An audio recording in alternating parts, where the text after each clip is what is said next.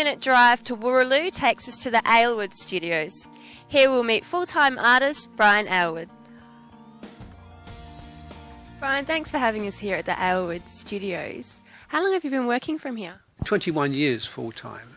But I owned the place for 25 years. You've got quite a big premises here. Has it always been this big? No, it's all sort of grown over the years. You know, I started off with a cottage, and then it's a small room over the back, which is now my storeroom, but then this larger one, and so on. It's just added on gradually over the years. So what sort of work do you do? Well, if you look around, you see a great mixture of stuff. I'm a short boredom threshold, I think, so I tend to do one thing and move on to another. But drawings, paintings, sculpture in different media. And yes, I enjoy a variety of things and approaches. Do you have a preference of what you like to work with or what materials you like to use? Not greatly. I tend to, move from one to the other.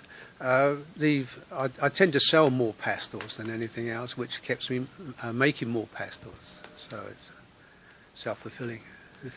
So before you became a full-time artist, what did you do with yourself? Well, the job I was working at before I gave it away 21 years ago was I was a TAFE regional coordinator down at Manjimup. I was in charge of a patch of bush, and it was if you had to work, it was a nice job. And what else have you done before you were the TAFE coordinator? Oh, it goes on forever, really. I started off as a tool maker, and I've been a ship's engineer, and I've had an orchard. I was a foreman on a gold mine. I was a partner in an engineering business. I was a full-time prospector for a while. I had some crushings at the Coolgardie battery, and yes, I moved around a bit. So when did you decide you wanted to turn to art? Well, I've always painted and drawn, from an early age. The first serious things that I drew were horses at the age of about 14, and I still do. And I kept it up, and I got to about 35 years ago now, and I thought, well, if ever I'm going to be a real artist, so I better do something about it. So I went at it very hard. I drew all the time and worked at it, and then finally, it must go back to about 26 years ago. I had my first solo exhibition, and this year I'll be having my 41st. Wow. Do you tend to work with themes, or do you sort of just improvise what you want to work with? Usually it tends to be both. Whenever you have an art question, it's always yes, but, And this is another yes, but. This latest exhibition I'll be having in October, the theme is across the Nullarbor. So it's like a diary of a trip where so I've got the scenery going there and around the southern parts of the eastern states and then back again. But sometimes I'll have a show which is just the latest work that I think is worth showing to the public. Do you work from pictures or from your memory?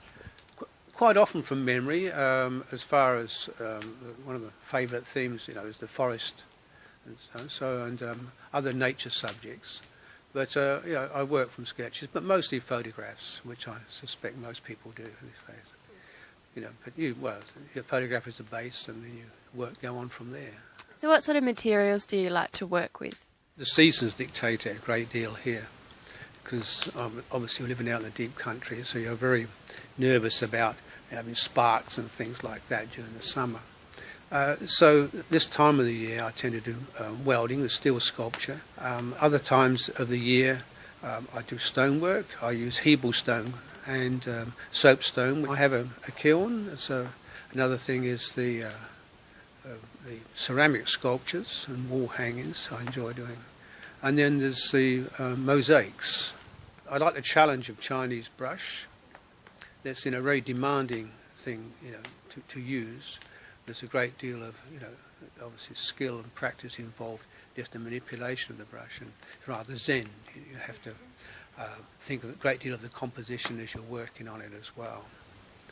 I do pen and wash. Again, that's quite a demand in the media, and I move on from there. In the pastels, I do oil pastels quite a lot, which is, there's not many people actually use those. They tend to be a bit difficult. They're a bit like watercolours when you only get one chance. Don't go away, because after the break we'll have more from the Mundaring Open Studios.